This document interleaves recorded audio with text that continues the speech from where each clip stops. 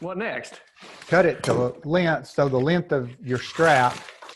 And so I bend my blanks in a strap because you're pushing that cherry and for bending ability. And the strap forces it into compression. So it's just simple. It's exactly what Elia's got right there. And so you want it to fit as tight as you could possibly get it. So I'm just going to measure it off the strap itself, put it in there, and then mark that distance right like that. Right. Is your other end square enough for that? No, it's not. All right.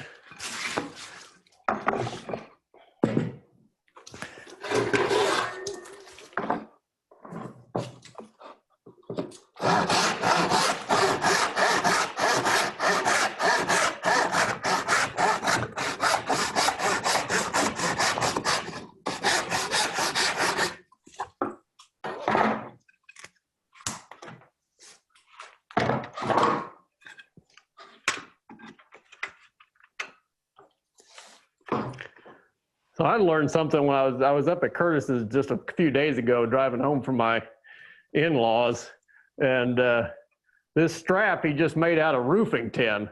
Well, I mean, I had a pile of roofing tin behind the shop of 100 sheets. So I went back there and cut me out a piece, and it works great for that strap. Yeah, and it'll stain the back of your blank. Most of the time you shave most of that off, but if you don't want it to stain it, you can either use, stainless steel. I'll let Elia saw this.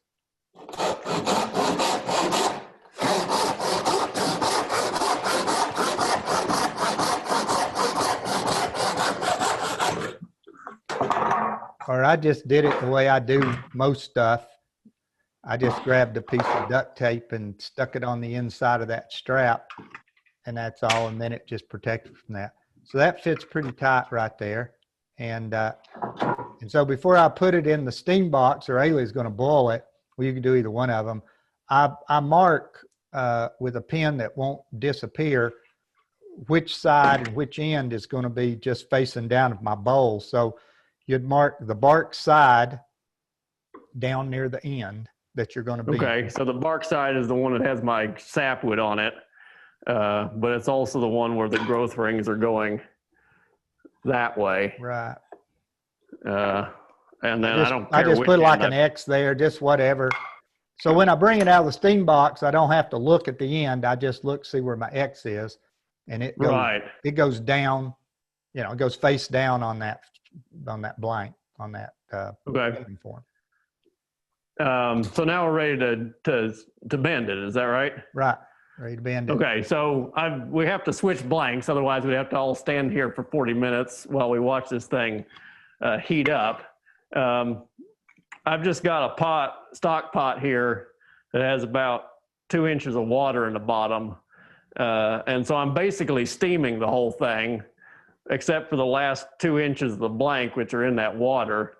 If I wasn't able to get the lid on, which holds the heat in, then I would make sure that the part that I was bending was in the water. So I'd fill out the pot more to where I was actually boiling the part that we were bending. You don't need to heat the part that we're not bending. So that can be sticking up out of the pot or whatever.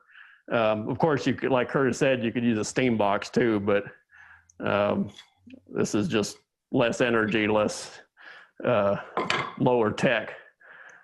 So I've already got a blank in here boiling. One thing I forgot to get was gloves. So I'm going to walk across the shop and get me a pair of gloves so I don't burn my hands. Okay, so Go ahead and bend here. I'm going to pull it out of the pot, and I've got my end marked.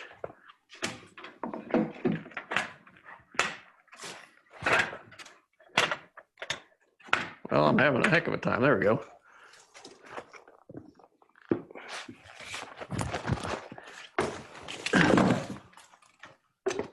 And like Curtis was saying, the strap only works if the piece of wood fits really tightly in the strap. If there's any gap, then the strap isn't doing anything.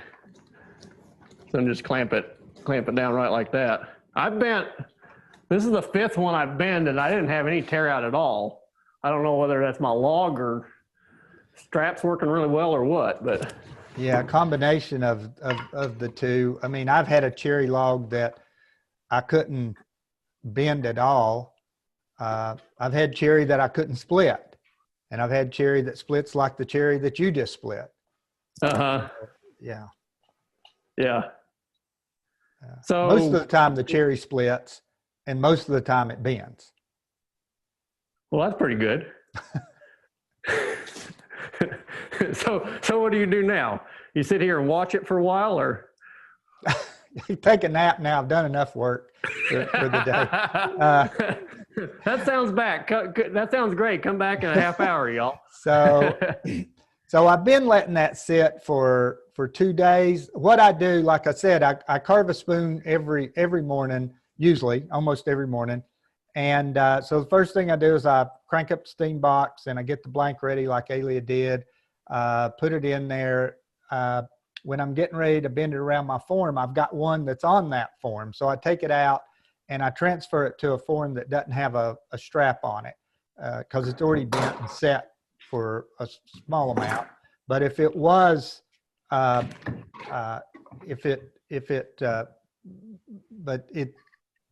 you can't do that. Yeah, you know, I have to let it sit for a little while so I can put it on that form, or I'll break it, transferring it to that form. And so that one's been sitting for 2 days now.